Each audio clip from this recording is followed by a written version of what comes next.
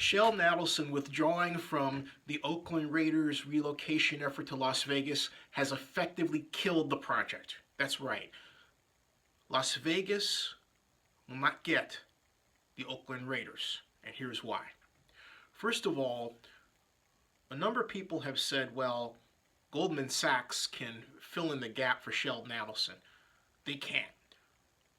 Sheldon Adelson, before we get to the fiscal reasons why, has spent over $1 million basically engineering the politics behind the Nevada legislature's approval of the $750 million subsidy part of Senate Bill 1 that was passed October 15th of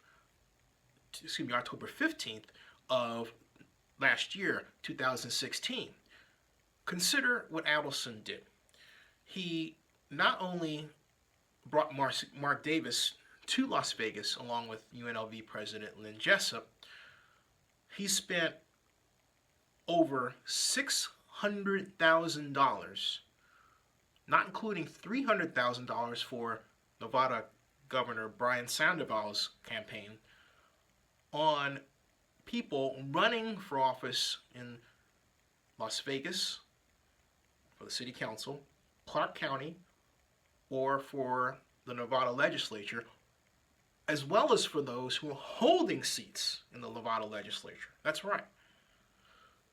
Then he, Sheldon Adelson, dispatched his deputy, Andy Aboud, to lead a team of lobbyists and make deals with Nevada legislature members, to get the votes to approve that $750 million subsidy. Remember, that bill, SB 1, narrowly passed the Assembly by a 28-13 vote.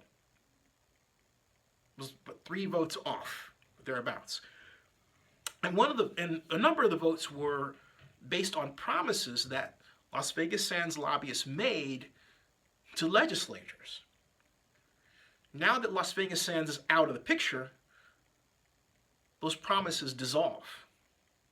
Goldman Sachs, and certainly not Mark Davis and the Oakland Raiders, have the political juice in Nevada necessary to do anything to keep those deals alive. There's no incentive. Not at all. And then let's look at the giant $800 million funding gap that exists. You would say it's $650. No, it's actually $800 million. Here's why. Majestic Realty, before their departure, pledged $150 million. Originally, when Sheldon Adelson stepped in, his investment was $150 million. And then it grew. Eventually, as Craig Cavalier, the managing director of Majestic Realty, said, it became clear this was a legacy project for Sheldon Adelson, and they didn't see any room for them, so they backed out, they being Majestic Realty, on September 13th of 2016. That $150 million was ostensibly going to be spent for development around the stadium, as well as the training facility for the Raiders.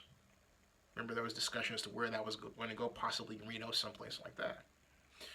That's gone. So really, you're talking about just north of a $2 billion investment in getting the Raiders from Oakland to Las Vegas, not including the relocation fee. Now, let's deal with the $800 million gap that exists. First of all, Goldman Sachs does not have $800 million of cash laying around that it's just going to pour into the Las Vegas Raiders project for them to relocate to Oakland, from Oakland to Las Vegas, just as a donation. There has to be an identified source of revenue streams that would not only equal the $800 million, but the interest required to cover that $800 million. And then that gets into such discussions as to what the debt coverage ratio should be for that private bond. All right? The stadium, as planned, does not throw off $800 million of cash over a 30-year period or even a 40-year period. It's not there the way the stadium is planned and designed. It's not that it can't be done, but the configuration the Raiders have in mind does not work. And remember, you have to add the interest. So take that 800 million, okay, and you say times 2, that's 16, right? But you're not going to get, that's 1.6 billion, right? But you need more than that. So let's say it's times 5. So somewhere you're looking at 2 point, when all is said and done, you're looking at the need for about $2.4 billion in total revenue. Where are you going to get that from? Okay? Where are you going to get that from?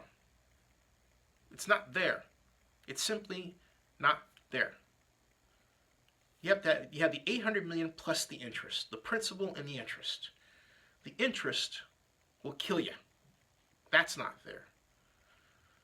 So, in addition to that, you have the simple fact that because, once again, Las Vegas Sands is out of the picture, all the political deals that were made will go away, and there may be, because those political deals were made by Las Vegas Sands deputies for the $750 million subsidy for a project that everyone believed Adelson was going to be involved in, even though some were uncomfortable about it, those promises go away.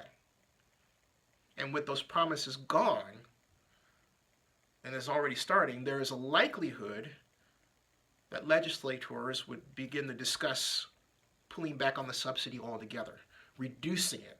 In fact, Chris Giuncini, the Clark County commissioner, said in a publication that some good could come out of this news in the form of a reduced stadium plan for a UNLV only facility, one where UNLV would have to come up with $200 million, but as Clark County Commissioner Steve Sisolak said, even that's a tough hill to climb.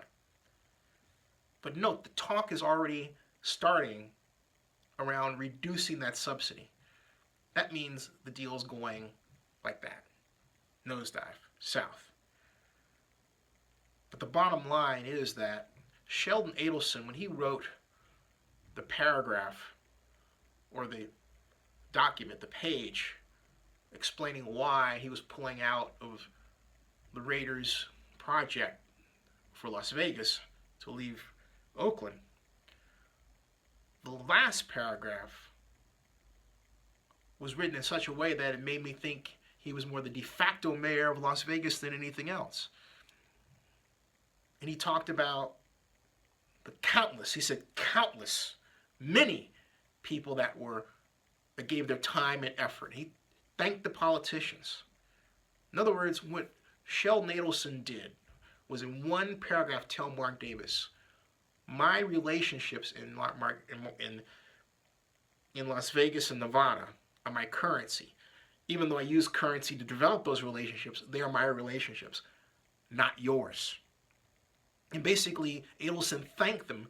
Note, Adelson did not say, you may go on and work on behalf of the Raiders and I congratulate your involvement and hope that you succeed. He did not say that. He said, I thank you for your involvement, as if, hey, party's over, it's a wrap. Gone. Because he's gone. But he also knows the project is gone. The Raiders are not relocating from Oakland to Las Vegas. There's more to come. This does not mean that Oakland is off the hook, however. In fact, it's Oakland's time to shine.